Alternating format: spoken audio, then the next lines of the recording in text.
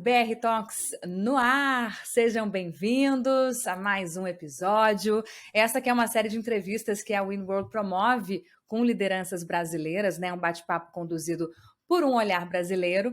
Eu, Natália Toledo, sigo dessa vez sozinha aqui na tarefa de mostrar as iniciativas mais inspiradoras do meu país e com a missão de compartilhar com Portugal e com o mundo histórias e visões de líderes que fazem a diferença aqui no Brasil. No episódio de hoje, seguindo nossa temática ESG dos últimos meses, uma CEO que tem ambição e pressa ao mesmo tempo. Ela está à frente da unidade brasileira da organização sem fins lucrativos responsável pelo maior programa global de inserção de jovens no mercado de trabalho e, para isso, tem uma proposta tão simples quanto desafiadora. Adriana Carvalho, CEO da Generation Brasil, obrigada por aceitar nosso convite, seja bem-vinda aqui no nosso BR Talks. Muito obrigada, Natália, é um prazer. Primeiro que eu realmente sou uma apaixonada aí pela agenda ESG, eu realmente creio nos objetivos do desenvolvimento sustentável, acho que a gente precisa reinventar o mundo para a gente ter um mundo melhor para todo mundo. Então é um prazer contar aí um pouquinho da minha pequena parte nesse mundo que tanto precisa mudar. Queremos ouvi-la, que tem muito a ver também com o propósito da WIN.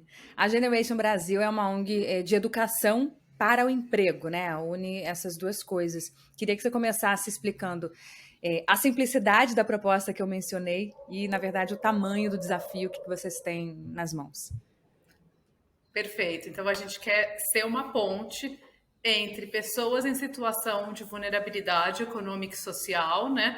Então, eu falo social porque eu gosto muito de uma frase que toda vez que a gente faz um recorte só, a gente corre o risco de deixar, a gente pega as pessoas mais fortes daquele recorte e deixa os mais fracos para trás. Então, é muito importante a interseccionalidade. Então, a gente quer realmente servir pessoas em situação de vulnerabilidade econômica e social, normalmente desempregadas ou em subempregos, e a gente sabe que a parcela da população que mais sofre com isso são os jovens, tá? E essa é uma realidade comum entre muitos países, pode aumentar os percentuais, mas geralmente as pessoas jovens têm sofrido muito mais por desemprego do que as outras camadas, tá? E daí a gente sabe que o mercado de trabalho também vem mudando muito ao longo dessas últimas décadas, né? E às vezes a educação tradicional não dá conta de formar e de acompanhar essas mudanças. Então, a gente tem dores do mercado de trabalho, né? Não acho talentos para a área de tecnologia. Ou as pessoas que deveriam atender os pacientes nos hospitais não vêm com a preparação ou com a orientação a cliente que eu gostaria, né? Ou estamos vendo aí crescer trabalhos verdes, painel solar, né? Não acho pessoas interessadas em trabalhar nas fazendas e em realmente se tornar especialistas em instalação de painel solar, né? Então, a gente olha essas dores do mercado de trabalho e às vezes a dor também pode ser específica. Não encontro mulheres em tecnologia.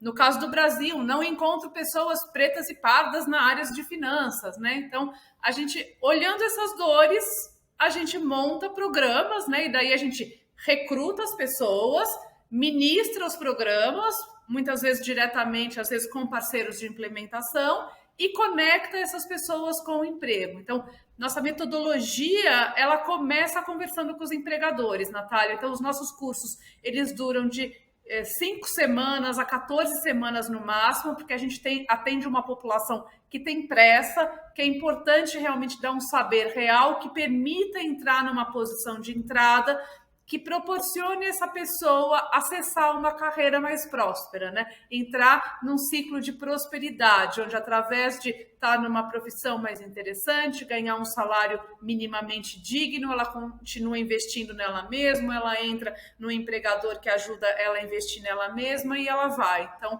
a gente também é muito centrado em dados, a gente está olhando dados em todo nosso processo e a gente mede realmente o nosso impacto nas pessoas, tá? Eu não sei se você quer que eu faça uma pausa, porque eu sou falante, então se deixar, Imagina. Eu vou que vou. Fica à vontade. Eu também vou te ouvindo e vou formulando algumas perguntas, porque, por exemplo, vou aproveitar. Você fala na população jovem, que é o foco e é a que tem mais dificuldade de entrar. Tem pressa porque se deixar o tempo passar, não é mais jovem e aí vira um ciclo vicioso, né? A bola de neve vai crescendo. E achei muito interessante quando você fala das dores do mercado de trabalho, que aí vem a pergunta que eu preparei a seguir, que a Generation está em 17 países. Ela chegou ao Brasil em 2019. A gente fala em educação e mercado de trabalho, mas a gente fala de realidades múltiplas. Com certeza, não tem nada a ver a brasileira com a americana ou a europeia. Claro que alguns pontos podem até, né, ser tangentes. Mas te pergunto, primeiro, se o desafio aqui é maior e é muito diferente mesmo. Depois a gente continua. Perfeito. Antes de eu entrar nessa parte do desafio, eu acho que é só legal dizer que o jeito que a Generation olha o impacto que ela causa na sociedade tem sempre 3 eixos, Natália.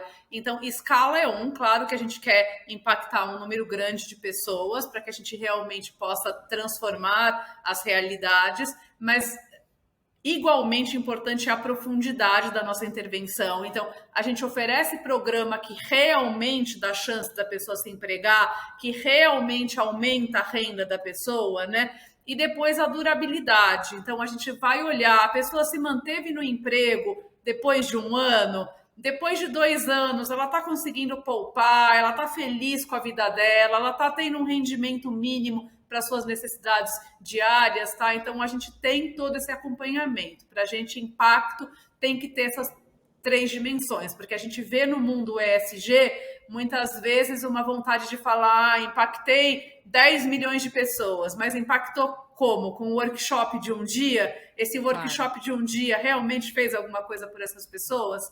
Então, só para complementar. Indo na sua Tem a pergunta, né? consistência, né? Tenha consistência e dê chances reais para as pessoas. E também olhar o investimento, assim, muita gente fala, eu começo com 100 mil na boca do funil e termino com 1.000, né? Então pode ser barato o investimento nas 100 mil, mas quando você vê que só terminaram 1.000, você também tem que ter esse raciocínio, né? Então a gente faz muita provocação mesmo para o ecossistema. Mas indo para a sua segunda pergunta, né? O Brasil, a Generation está em países muito diferentes mesmo, Natália. Então a gente está desde a Itália, Espanha, Estados Unidos, por exemplo, como Quênia, como a Índia, como a Austrália, como Hong Kong, como o México, como a Colômbia, como o Chile, né? Então a gente tem aí, a gente vê algumas similaridades e muitas diferenças, né? Eu acho que assim, eu vou pegar o Brasil, né? Eu acho que o Brasil ele tem essa questão de ser continental, né, que é um pouco parecido com os Estados Unidos, que é um pouco parecido com a Índia. Então, assim, como que a gente vai adaptando e pensando que a nossa formação, como a gente quer conectar com o emprego, por mais que às vezes ela seja online, eu preciso saber onde estão os empregos, né? Porque não adianta nada eu treinar alguém, sei lá, do interior do Mato Grosso, se aquela pessoa não tiver uma chance real de ser conectada com o emprego, né? Então, um país continental tem essa dificuldade. O Brasil também ele tem uma outra questão aí que aparece em alguns outros países também, mas que aqui ela é bem marcante, né? O raciocínio lógico, né? Quando a gente vê o resultado do Brasil nos testes de matemática, né? E a gente, obviamente, tem ilhas de excelência no Brasil, alguns estados, algumas cidades que têm feito diferença, mas, na média, a habilidade cognitiva do jovem brasileiro e a habilidade com raciocínio lógico ela é bem menor do que muitos outros países que a gente atua, né? Então, isso força, por exemplo, a gente às vezes, fazer 1 ou 2 semanas a mais em algum tipo de programa, porque eu preciso trabalhar, sei lá, a lógica da programação um pouco mais básica antes de eu entrar no avançado, né? Então, a gente tem muito esse olhar realmente de adaptar para o público que a gente atende, tá? Então, no caso do Brasil, eu pontuaria realmente essa questão que somos continentais, temos muitos empregos nas médias e pequenas, então não é fácil acessar esse ecossistema para fazer esse link, e a gente tem que partir do princípio que muitas vezes a gente tem que trazer questões mais básicas, né? Ou trabalhar em complemento com outras organizações que já estão dando alguma coisa básica para esse jovem, porque infelizmente as carências são muitas que a formação tradicional dá para essas pessoas. É verdade. Bom, os jovens, obviamente, são público-alvo de vocês. Se tiver alguma especificidade, por favor, nos diga também quem é que pode se inscrever nesses cursos, quem é que busca a Generation Brasil. E queria que você falasse da outra ponta, né? Vocês falam em unir duas pontas. As empresas, os financiadores, o mundo corporativo, organizações também são alvo de vocês, de alguma Com forma, né? certeza, porque se a gente não tem essa ponta, a gente não serve bem a outra, né? Mas só para te dizer assim, embora a maioria das pessoas que a gente atenda está na faixa aí de 18 a 29 anos, que é o conceito de jovem das Nações Unidas, a gente já tem alguns experimentos em países onde a gente tem olhado aí pessoas que são expulsas do mercado de trabalho, já que ele progride muito rapidamente e às vezes a gente não alcança essa manutenção dependendo de onde você tá? Então a gente teve experiências na Espanha, por exemplo, com reskilling, aproveitar pessoas de call center que iam ser demitidas para poder migrar para tecnologia, por exemplo, tá? Então a gente não, embora o foco principal sejam jovens, a gente é muito aberto, a gente no final Sim. quer sempre ser essa ponte efetiva e a gente começa a ver as empresas a se preocuparem um pouco com essa questão geracional, né? A gente vê países como o Brasil virando pirâmide invertida, né? Ainda não tanto quanto vários países na Europa, mas a gente precisa se preocupar porque cada vez mais a gente trabalha mais tempo e nem sempre com a atualização necessária. Sim. Então, E se e vocês daí assim, acompanham, né, as pessoas, vocês vão acompanhá-las chegando em outras idades e tendo outros tipos de desafios também.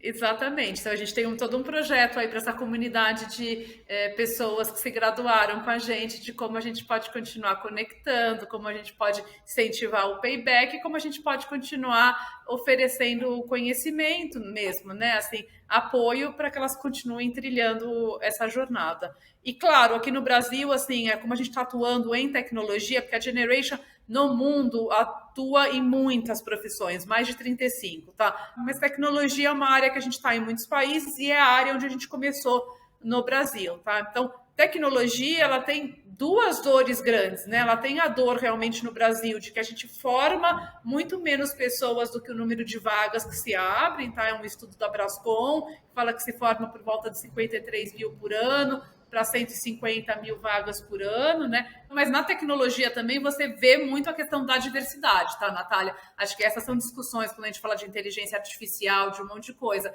A gente precisa de mais mulheres na tecnologia, é fundamental. No caso do Brasil, a gente precisa de mais pessoas pretas e pardas, a gente precisa da comunidade LGBTQIA+, a gente precisa das pessoas aí com 40 a mais, 50 a mais, a gente precisa que a tecnologia seja pensada por times diversos, para ela entender os problemas que ela está resolvendo e para ela não fazer algoritmos e lógicas que estão cada vez mais reforçando estereótipos ruins para a sociedade que não ajudam a gente a progredir, a resolver os nossos problemas e as nossas desigualdades, tá? Então, acho que esse é um ponto. Então, no Brasil, a gente já teve turmas só de mulheres, turmas só de pessoas pretas e pardas, na média a gente tem uma pessoa trans por turma, tá? A gente agora também tem olhado mais a questão de pessoas com deficiência, então a gente tem os recortes específicos também e a gente trabalha dores específicas. Então, assim, para eu servir bem essas pessoas, eu tenho que trabalhar com as empresas e descobrir as dores, né? Então, acho que assim,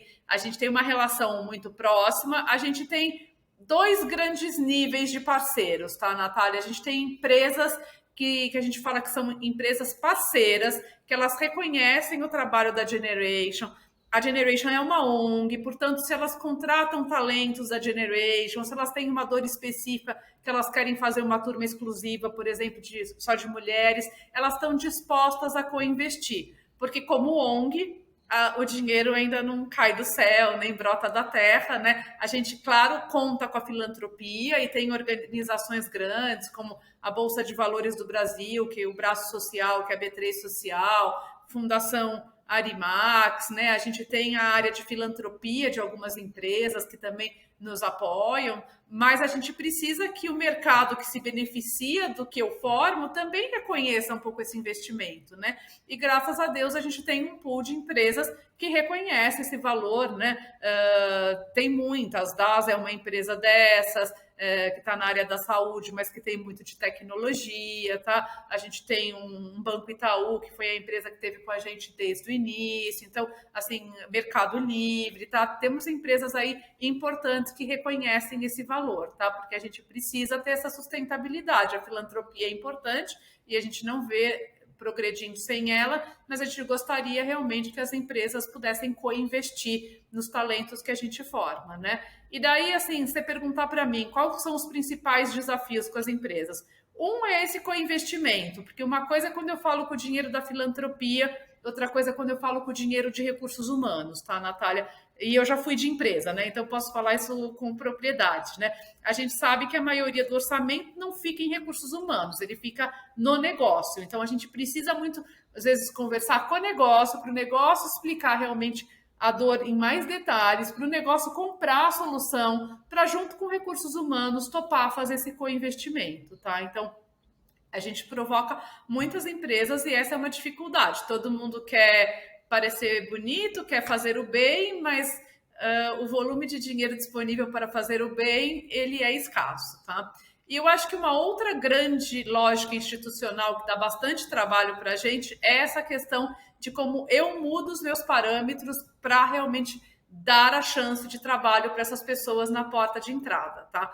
Claro, se o mercado tiver super escasso, né, Natália, não tiver faltando, que eu não encontro ninguém, que foi quando a gente começou a operação no Brasil em 2019, ou no início da pandemia, que o comércio eletrônico fez um boom, você não encontrava talento de jeito nenhum. Daí, nessa hora, a régua baixa, não, pode vir, eu treino, não, eu aceito só com ensino médio, não precisa ser ensino superior, né? Então, pago, inclusive, né? Então, você vê que a escassez faz com que a propensão aumente.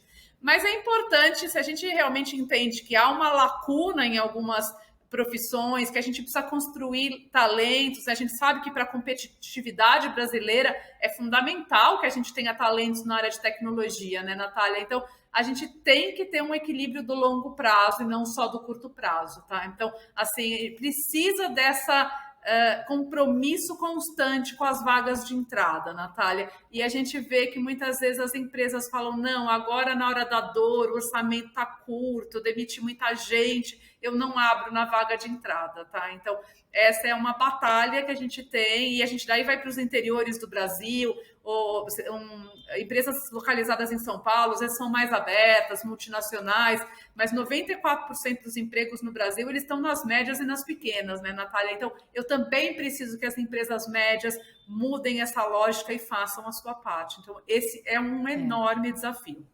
Eu ia te perguntar isso também. É um trabalho de educação, para além da educação escolar, técnica, mas um trabalho de educação com o mundo corporativo. Vocês falam de recortes socioeconômicos, sociais principalmente. Falar ESG falar o S, botar bem em destaque aí. E até onde são de fato dores que existem, né? Dores no mercado de trabalho, e até onde começa, na verdade, barreiras estruturais da nossa sociedade, que olha as coisas que não deveriam ser dores como dores. E aí a gente tem até um exemplo recente aqui no Brasil, sem entrar em mérito político. A gente tem uma ministra que foi compor sua equipe técnica e falou, não acho mulheres negras para compor a minha equipe. E aí uma colega ministra também veio e apresentou, não, existe sim. Também tem que abrir o olhar. Então, a princípio era uma dor dela, mas a outra mostrou que não, a dor é diferente. Então, é um trabalho muito complexo. Acho que vai por aí, né? A sua fala também, essa última. Sem dúvida, e a gente percebe, por exemplo, nas correlações, né? Eu acompanho muito a correlação com os vários marcadores das pessoas que eu formo, né? Então, a gente vê, no caso de mulheres, uma maior sincronicidade do mercado com que eu falo walk the talk, né? Eu falo e ao mesmo tempo faço, né? Então, na questão de mulheres, a gente vê isso avançando. Mas quando eu ponho um marcador racial, Natália, porque muitas mulheres negras vêm de uma posição de largada para trás de mulheres brancas, né? E daí os bancos, os alicerces que eu preciso construir para essas pessoas realmente se inserirem no mercado, eles são maiores, né? Então a gente vê que na questão racial, embora tenham empresas com compromissos, embora tenham avanços, ainda há um descolamento, Natália, na hora do processo seletivo, que está muito embrenhado ainda essas lógicas institucionais, essas pessoas, elas são mais preteridas, tá? E daí a gente tem que pensar, às vezes, método mesmo, vai. Muita empresa faz a questão de teste. Tem muitos estudos que mostram que grupos minorizados, quando eles se sentem avaliados sob pressão, eles tendem a performar pior mesmo, que aquela pressão ela é sentida e que eu eventualmente não consigo te mostrar quão boa eu sou nisso, né? E o mundo da tecnologia, nos processos de recrutamento, ele tem muito teste, Natália. Então, será que essa é a melhor maneira de avaliar, né? Então, a gente tem muitas provocações mesmo. É fácil mudar a lógica institucional? Não, não é fácil. A gente sabe que muitas vezes nas empresas é uma pessoa que só vai ganhando mais trabalho e que a vida é muito agitada, mas é fundamental que a alta liderança das empresas, principalmente dessas empresas comprometidas com a agenda ESG, que elas realmente trabalhem a revisão das lógicas institucionais, porque não basta pessoas pessoalmente comprometidas. A gente realmente precisa de novas lógicas, de novos parâmetros para que a gente dê uma chance real e a gente precisa cuidar da cultura de quando essa pessoa entra, né? Então, assim, se eu sou a única mulher num ambiente só de homens na tecnologia, né? Acho que a área de tecnologia e a área do mercado financeiro tem algumas coisas comuns, assim. Então, é uma área, às vezes, de muita pressão, de um linguajar muito específico. Então, assim, quando eu ponho, a gente fala do tokenismo, né? Então, agora eu tenho uma mulher em tecnologia. Você tem uma mulher no meio de um grupo de 20 homens, essa mulher, ela não tem ainda uma voz como grupo de mulheres ali, né? Então, é necessário massa crítica, é necessário essa preocupação, é necessário essa discussão dos rituais do trabalho, né? Então, senão eu não sou inclusivo, e senão essa experiência, tanto para mim como contratante que estou fazendo o investimento, como para você como contratada, ela pode ser bastante frustrante e penosa mesmo, né? Pode deixar sequelas aí na sua autoconfiança, na sua saúde mental, e pode te fazer muitas vezes desistir, né? De não conseguir ir para frente. É verdade. É um longo caminho a ser percorrido e já há muitos avanços, isso é notório. Você falou de quebrar parâmetros, isso me traz um gancho para pensar também no próprio currículo, né? Que também tem um novo olhar sobre qual é a capacitação desse profissional e o que vocês vão ensinar, formar esses jovens ou o público que for. E aí vem as habilidades não só técnicas. A gente tem falado bastante também, ouvido falar de soft skills, as habilidades socioemocionais. Isso também está no radar de vocês, né? Sim, 30% pelo menos do nosso programa, ele é do que a gente chama de comportamentos e habilidades socioemocionais, Natália. Então, por exemplo, e daí elas são trabalhadas transversais. A gente sabe que a área de tecnologia trabalha muito em squad, trabalha muito com times. Então, por exemplo, trabalho em time é chave. Comunicação, eu ouço dizer que é chave em todas as funções. E eu, como estou com 51 anos de idade, a gente vê que comunicação é um lugar de drenagem de energia. Falta de boa comunicação é um lugar de drenagem de energia em muitos ambientes de trabalho, em famílias, em grupo de amigos, né? Como realmente a comunicação mal feita, ela leva à ineficiência, ela leva a atritos não necessários, né? Então, comunicação é algo que a gente trabalha. No caso dos programas de tecnologia, atenção a detalhes é uma coisa importante também. E o autoaprendizado constante, né, Natália? Porque muitas vezes, né, eu nunca vou esquecer a fala de uma líder de tecnologia de uma das empresas que está com a gente, da McKinsey, né? Ela falou que a vida de alguém na área de tecnologia era sempre uns 70% pesquisando, Natália, porque primeiro que eu não preciso criar do nada o que já existe, né? Então, se eu quero fazer um código, eu tenho lá os grandes bancos de dados de códigos que eu posso olhar, e segundo, realmente, que muitas vezes vão apresentando problemas novos que eu vou tendo que falar mesmo para construir a solução, não é só sair escrevendo, né? Então, a gente trabalha bastante essas questões e a gente tem um orgulho mesmo nas pesquisas que a gente faz, porque a gente, obviamente, controla dados das pessoas que a gente forma e a gente controla também dados das pessoas que contratam os nossos jovens, né? Então, é um orgulho dizer que em muitas das entrevistas que eu fiz ao longo desses meus quase 2 anos de Generation, eu recebi muitos elogios sobre essa completude da nossa formação, tá? A gente tem uma preocupação, a gente tem uma equipe de bem-estar durante a formação, formada por pessoas psicólogas, pessoas de serviço social, que olham esse jovem, que acolhem essa pessoa, né? Então, a gente realmente tem um olhar bastante amplo da formação. E para entender, Adriana, quem é essa profissional por trás desse olhar amplo, por trás da CEO da Generation Brasil, a gente adora saber um pouco mais da trajetória, né, dos líderes que a gente traz aqui no BR Talks. Quem é a líder, Adriana, por trás da CEO? Que caminhos você percorreu para chegar até onde está hoje? Conta um pouco da sua história. Olha, eu acho que eu sou um currículo meio diferente, Natália. Eu sou uma pessoa bastante inquieta, Adoramos.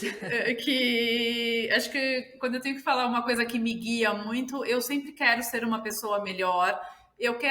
Eu faço o possível, eu sei que de vez em quando isso não acontece, mas eu faço o possível para deixar uma marca melhor em quem está comigo nessa jornada, e eu realmente quero deixar um mundo melhor. Eu quero que o meu legado seja de que eu fiz a minha pequena parte nesse mundo, tá? Então, eu sou formada em economia e eu acho que por isso o mundo do trabalho sempre me encantou. Eu acho que o empoderamento econômico, ele é sempre muito libertador. Ele é uma condição suficiente para tudo? Não. A gente vê, por exemplo, mulheres com condições boas financeiras sofrendo violência doméstica, né? Mas a gente sabe que sem esse empoderamento econômico, muitas vezes eu não saio de uma situação de violência doméstica, né? Então, eu acho que esse meu background econômico me faz realmente ter esse apreço pelo empoderamento econômico, e isso na Generation me chamou muita atenção. Como eu transformo vidas através de dar oportunidades reais da pessoa fazer um trabalho com significado e próspero, Natália.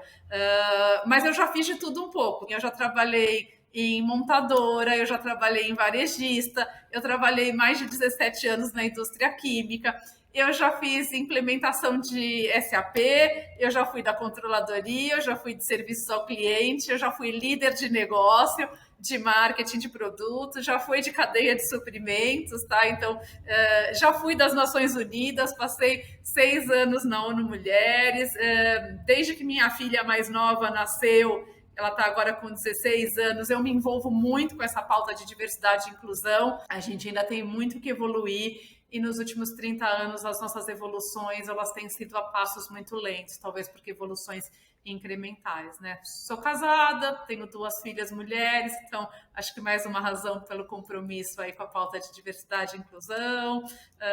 Adoro ler. Agora estou aprendendo a ouvir podcasts. Natália, tenho que dizer que, como eu gostava muito de ler, eu não ouvia tanto podcast, mas agora, enquanto eu faço ginástica, eu escuto podcast. Não amo fazer ginástica, mas faço por obrigação, né? Afinal, para ouvir o os corpinho. podcasts. Isso.